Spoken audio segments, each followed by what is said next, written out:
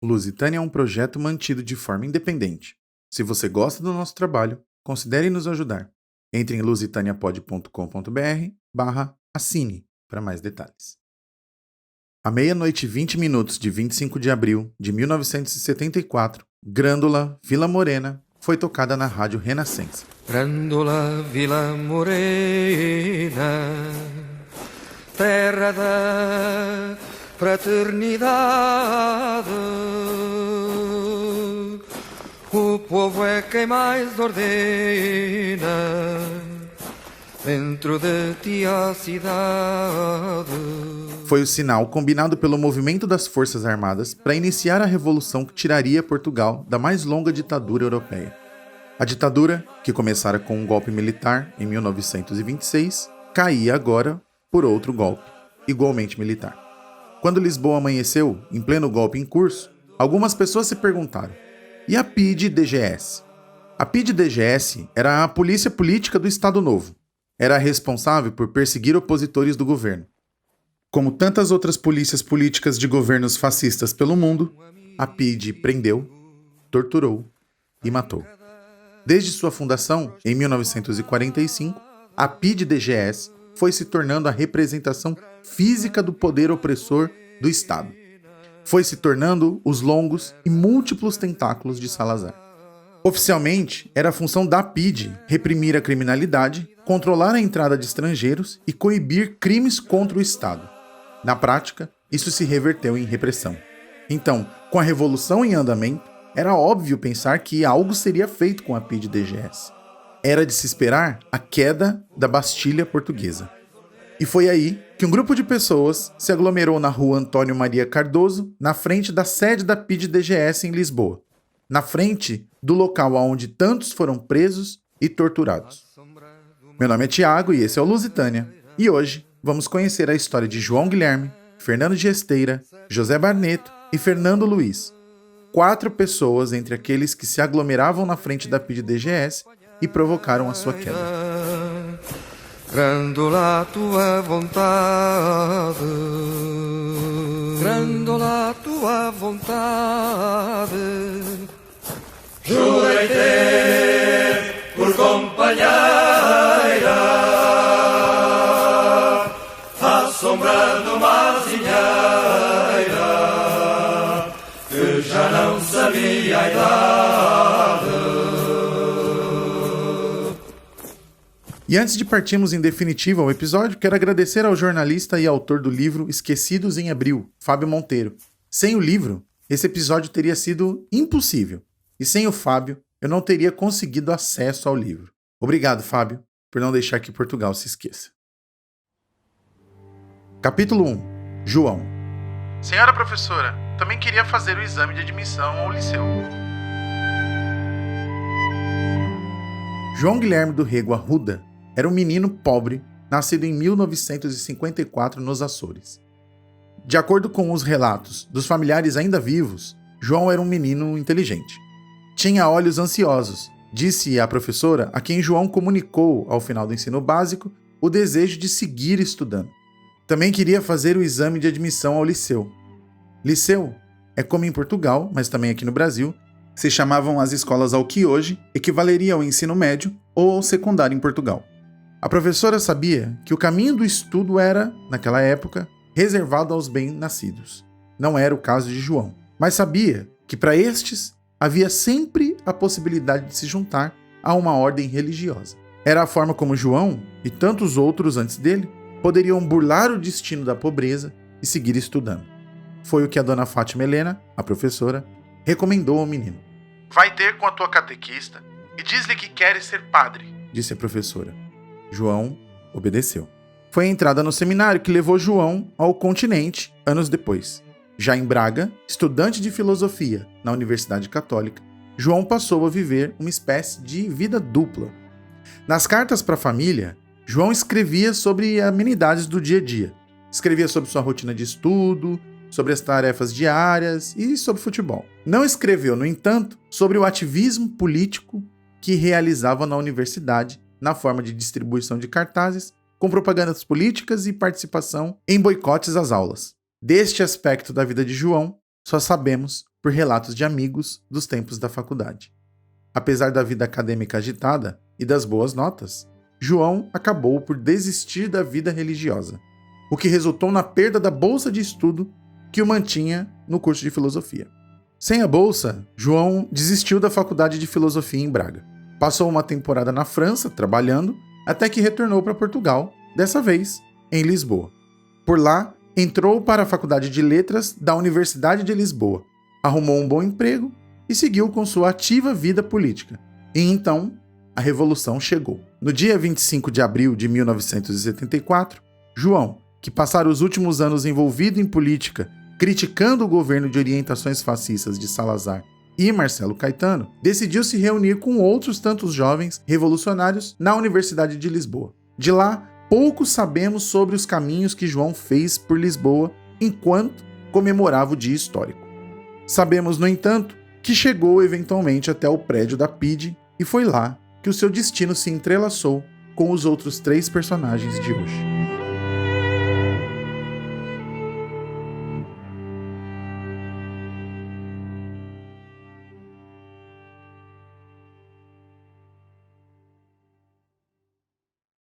Capítulo 2.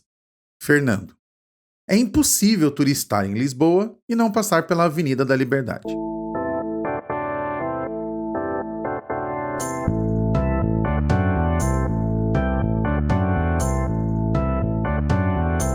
A avenida é uma das saídas da Praça Marquês de Pombal e segue em direção ao centro histórico de Lisboa. Ao longo do seu trajeto, é possível encontrar várias lojas de marcas famosas, como Gucci, Louis Vuitton, Carolina Herrera e Guess. E ali, entre a Dior e a Versace, no número 224, é possível encontrar uma onça feita de pedras portuguesas adornando a calçada. Em volta da onça é possível ler Cova da Onça. Na frente, apenas uma singela porta de madeira desinteressante, bem ao lado de um café absolutamente normal, exatamente igual a milhares de outros cafés existentes em Lisboa. Eu passei por ali uma porção de vezes ao longo do período em que morei em Lisboa. Lembro inclusive de ter tomado um café por ali. Meu olhar desatento me impediu, no entanto, de notar aquela onça desenhada no chão. Em 1974, a Cova da Onça era um local muito frequentado em Lisboa. A onça no chão indicava a entrada de um restaurante movimentado, que junto com a comida oferecia um ambiente alegre de dança, mas só até as 22 horas. Depois das 22, a Cova da Onça mudava seu ramo de atividade. Virava uma casa de alterne, ou, no português brasileiro, uma casa de prostituição. Era ali, na Cova da Onça, que Fernando Carvalho Gesteira trabalhava como garçom.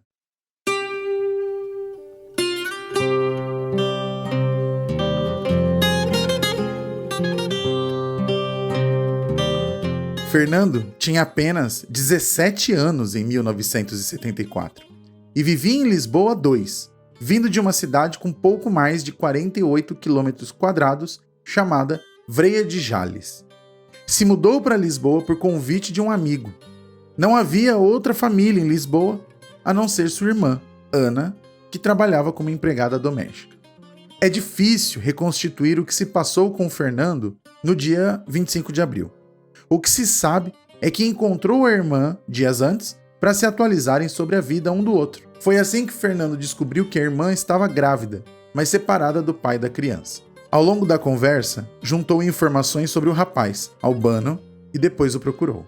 Pediu que Albano não abandonasse a sua irmã, o que de fato aconteceu. Ana e Albano são casados até hoje e tiveram mais um filho.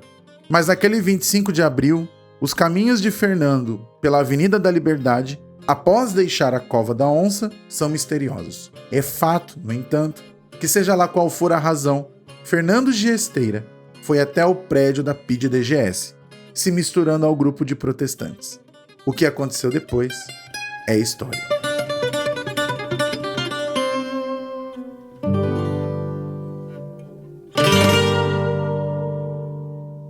Capítulo 3. José. Quase nada sabemos hoje sobre José James Hartley Barneto.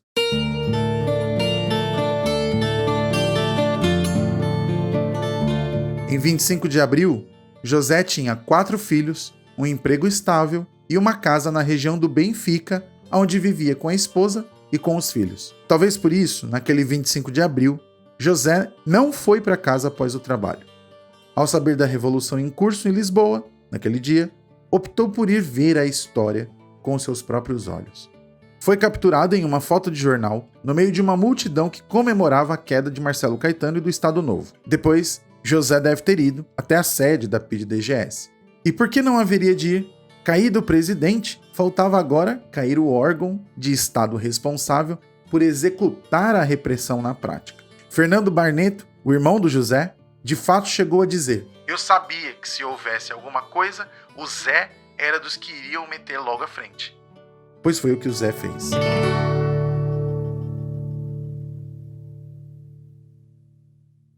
Capítulo 4. Fernando Luiz.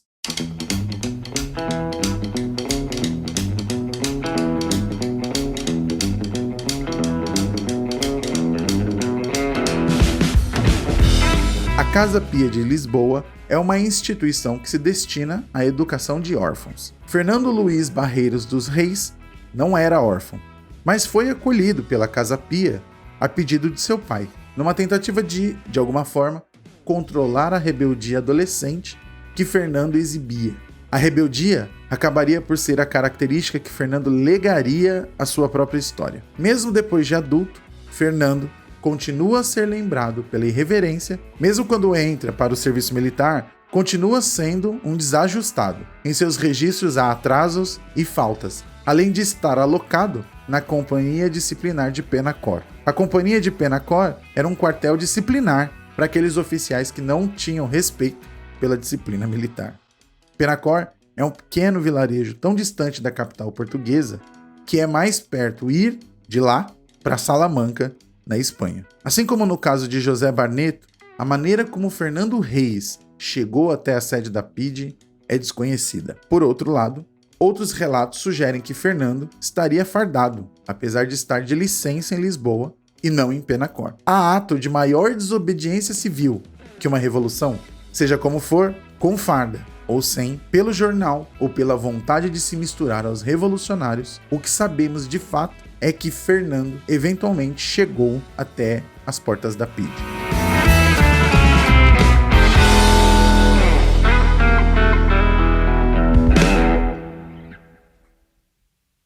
Capítulo 5.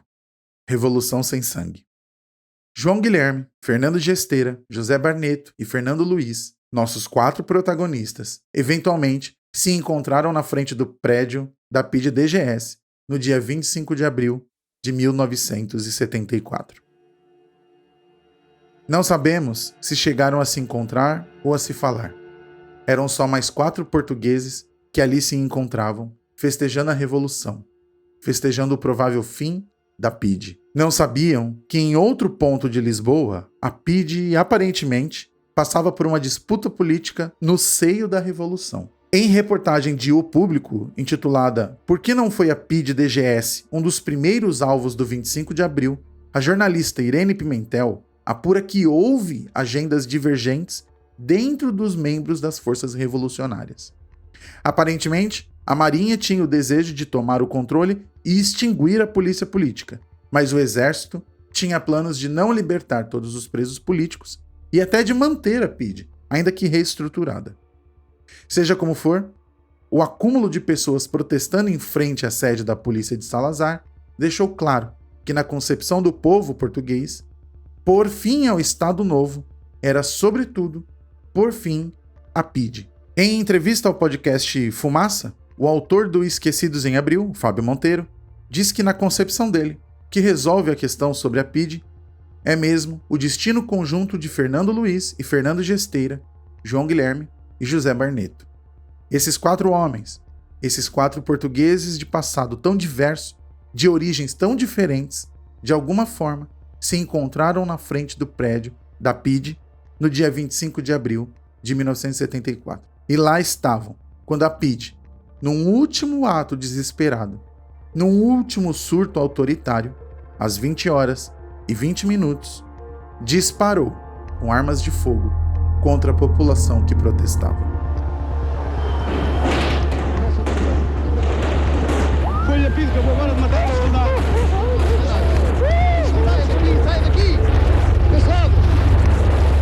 É preciso aqui pensar na covardia desse ato. Os agentes da PIDE estavam aquartelados dentro de um prédio.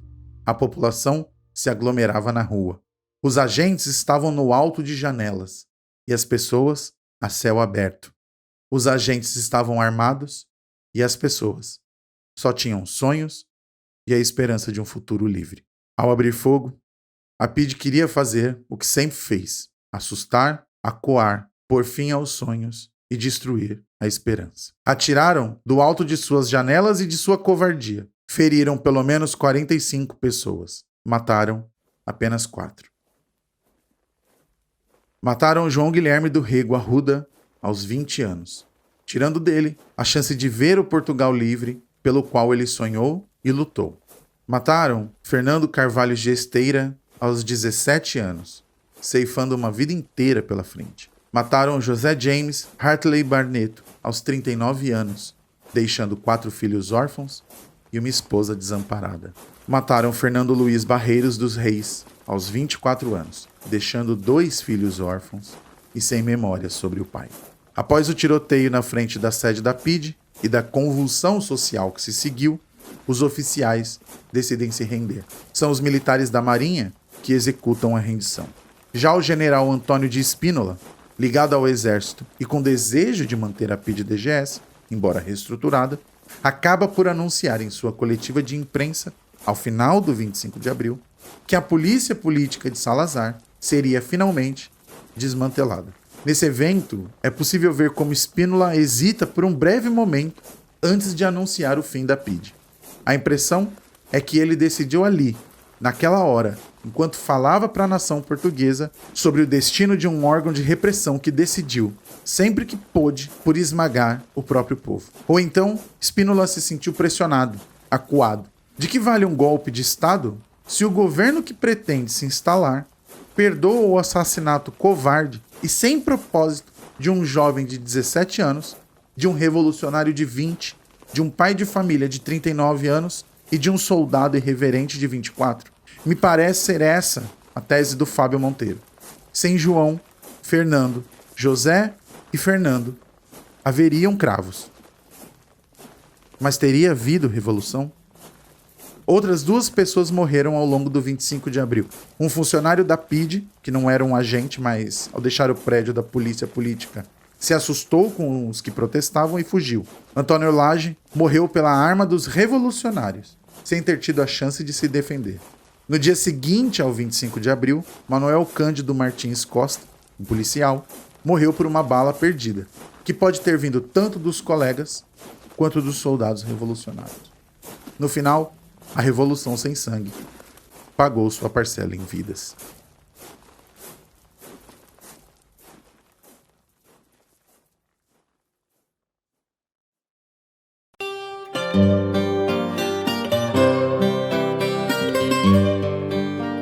E aí, ouvintes do Lusitânia? Tudo bem com vocês? Eu sei. Lusitânia demorou muito para retornar esse ano. A gente já está em abril, afinal, e o nosso último episódio antes disso foi em setembro do ano passado. Mas, como vocês sabem, o Lusitânia é um projeto feito sem financiamento em meu raríssimo tempo livre. Além disso, eu queria começar 2021 com um episódio memorável. Será que eu consegui? Escreve pra gente dando sua opinião. Nosso e-mail é o contato@lusitaniapod.com.br. Você também pode encontrar um formulário de mensagem em nosso site. O endereço é lusitaniapod.com.br. Queria agradecer mais uma vez ao Fábio Monteiro, autor do livro Esquecidos em Abril. Sem o livro do Fábio, esse episódio teria sido impossível, ou muito diferente. Se você está em Portugal, recomendo que compre o Esquecidos em Abril, editado pela Livros Horizonte. Além de ser um trabalho jornalístico primoroso, o livro ainda traz ótimos ensaios sobre o mito da Revolução Sem Sangue, sobre esquecimento e outros temas relevantes. Além de ser a fonte mais segura de informações sobre as 6 pessoas que morreram no virar da página do Estado Novo. Se você está no Brasil, só é possível adquirir o livro por importação via Amazon, mas por um preço bastante fora da realidade. Vamos torcer para que a editora um dia publique uma versão digital ou para que uma editora brasileira se interesse em trazer o livro para esse lado do Atlântico. Além disso, esse mês eu também estive no podcast Caravela Brasileira, conversando sobre o 25 de abril. Se você quer saber mais sobre a ditadura portuguesa e sobre a Revolução dos Cravos, procure o Caravela na sua rede de podcasts preferidas e escute o papo que tivemos por lá. O Caravela, vocês sabem, é o nosso podcast irmão e eu recomendo muito e sempre o conteúdo das meninas, então vai lá, escuta o episódio comigo e aproveita que já tá lá e escuta os outros episódios. Se você quiser ajudar o Lusitânia, acesse lusitaniapod.com.br/assine e opte por um dos nossos programas de financiamento coletivo. Só poderemos tornar o Lusitânia mais frequente e melhor com a ajuda financeira de vocês. Se você não pode nos ajudar financeiramente, especialmente nesse momento de pandemia, nos ajude espalhando a palavra e indicando o Lusitânia para alguém. Se você é uma marca e deseja anunciar com a gente, escreva para contato@lusitaniapod.com.br. Atualmente temos um público modesto, mas bastante fiel. Esse programa usou alguns áudios do documentário Os Últimos Dias da PIDE, disponível no YouTube e no RTP Play. Todas as músicas usadas na nossa edição são disponíveis em licenças abertas, com exceção de Grândola Vila Morena. O Lusitânia é feito por mim, Thiago Henrique Santos, e produzido e revisado pela minha esposa, Vanessa Tavares Santos. Beijinhos grandes, pessoal, e até o próximo episódio.